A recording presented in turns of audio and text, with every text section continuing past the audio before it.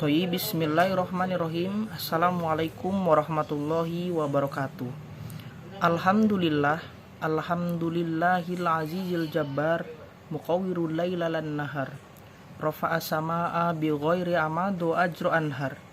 Wa nusalli wa nusallim ala nabiyil mukhtar adada kullu qaddahil fil bihar wa ala alihi wa ashabil akhyar faman istadana bi sunnati wahtada bil hadyi faman fil jannah wa sawfa minan nar. A'udzu billahi minasyaitonir rajim. Bismillahirrahmanirrahim. La yanhaakumullahu 'anil ladzina lam yuqatilukum fid dini wa lam yukhrijukum min diyarikum an tabarruhum wa tuqsitu ilaihim innallaha yuhibbul muqsitin.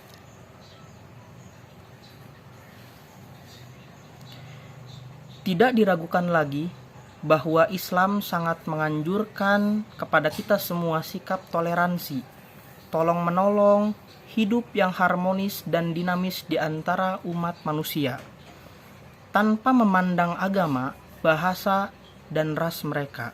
Sesuai dengan surat Al-Mumtahanah ayat 8-9 tadi, menjadi bukti nyata akan hal itu. Allah Subhanahu wa Ta'ala berfirman, Allah tidak melarang kamu untuk berbuat baik dan berlaku adil terhadap orang-orang yang tidak memerangimu, termasuk dalam urusan agama, dan tidak pula mengusirmu dari negerimu. Sesungguhnya Allah menyukai orang-orang yang berlaku adil. Allah hanya melarang kamu menjadikan mereka sebagai kawanmu, yaitu orang-orang yang memerangimu dalam urusan agama dan mengusirmu dari kampung halamanmu, serta membantu orang lain untuk mengusirmu. Barang siapa yang menjadikan mereka sebagai kawan, maka mereka itulah orang-orang yang zalim.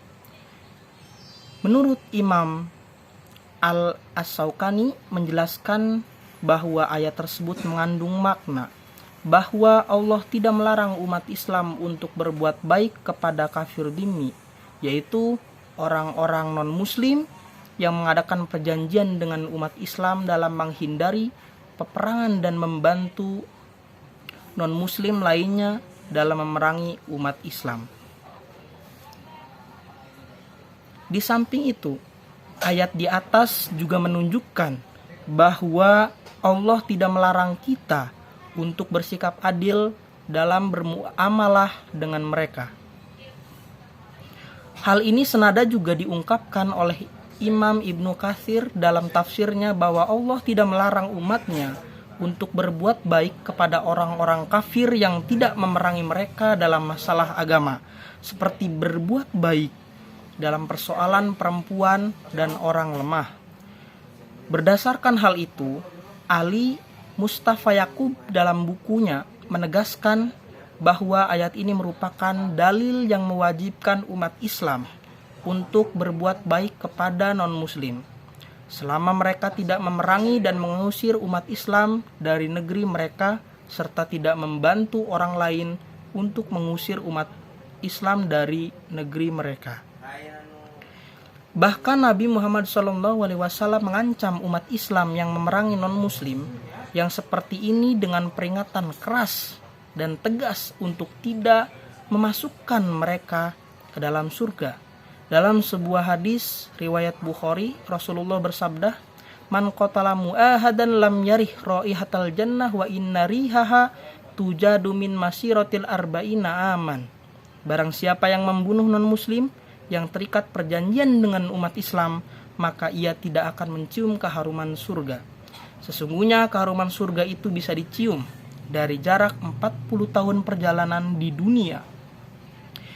Dalam catatan sejarah diceritakan juga bagaimana santunnya Nabi Muhammad SAW ketika bergaul dengan orang-orang Yahudi dan kaum munafik ketika berada di kota Madinah pasca hijrah. Rasulullah tetap menerima sikap lahiriah mereka dan membiarkan para ahli kitab untuk memeluk agamanya dengan bebas. Bahkan beliau melarang para sahabatnya untuk memerangi dan menyakiti mereka. Banyak hadis-hadis sahih yang menjelaskan sikap toleransi yang dipegang teguh oleh Nabi ketika berinteraksi dengan orang-orang non-muslim di sekitarnya. Misalnya saja, kisah Nabi yang pernah menggadaikan baju perangnya kepada Abu Syah, seorang Yahudi. Begitu pula dengan sikap beliau dalam bergaul dengan sebagian tamu-tamu perempuan Yahudi, serta keramahan beliau ketika menyambut orang-orang Nasrani Najron di Masjid Nabawi. Sebagaimana dalam riwayat Ibnu Ishaq dan Ibnu Sa'ad. Namun Ali Mustafa menegaskan bahwa sikap toleransi yang dimaksud di sini hanyalah dalam masalah keduniaan yang tidak ada hubungannya sama sekali dengan permasalahan akidah dan ibadah. Adapun toleransi dalam masalah-masalah ini yang menyebabkan seorang muslim melaksanakan sebagian dari ritual non-muslim seperti Yahudi, Kristen, dan orang-orang musyrik lainnya, baik dalam perkataan, perbuatan, dan akidah adalah terlarang. Kendati demikian, sebagian ulama kontemporer ada yang membolehkan hal-hal seperti mengucapkan selamat hari raya kepada non-muslim selama sang muslim yang bersangkutan tidak meyakini kebenaran dari ajaran agama mereka. Konsep toleransi dalam Islam berbeda dengan paham pluralisme yang digembar-gemborkan oleh sebagian pemikir muslim belakangan. Mereka menganggap bahwa semua ajaran agama bermuara kepada tujuan dan maksud yang sama. Bahkan mereka menganggap benar semua agama-agama yang ada dan pemeluknya akan masuk surga bersama-sama dengan umat Islam kelak. Padahal sebenarnya tidak demikian. Kita harus jeli dalam memahami persoalan ini. Memang benar, Islam mengakui adanya pluralitas agama dalam dalil firman Allah Subhanahu wa taala surat Al-Kafirun, lakum dinukum waliyadin, untukmu agamamu dan untukku agamaku. Ayat ini turun ketika sekelompok kafir Quraisy datang menghadap Nabi lalu mengajak Nabi untuk menyembah Tuhan mereka selama 1 tahun, dan mereka pun akan menyembah sesembahan Nabi yaitu Allah Subhanahu wa taala juga dalam waktu 1 tahun. Lalu Allah menurunkan ayat ini sebagai penegasan bahwa Islam tidak mengakui kebenaran ajaran agama-agama lain, selain ajaran Islam itu sendiri, walaupun Islam mengakui keberadaan agama-agama tersebut. Sehingga dapat disimpulkan di sini bahwa pengakuan Islam terhadap keberadaan agama lain telah ada semenjak masa Nabi Muhammad SAW sampai sekarang. Namun yang perlu digarisbawahi di sini adalah bahwa Islam tidak pernah mengakui kebenaran agama lain.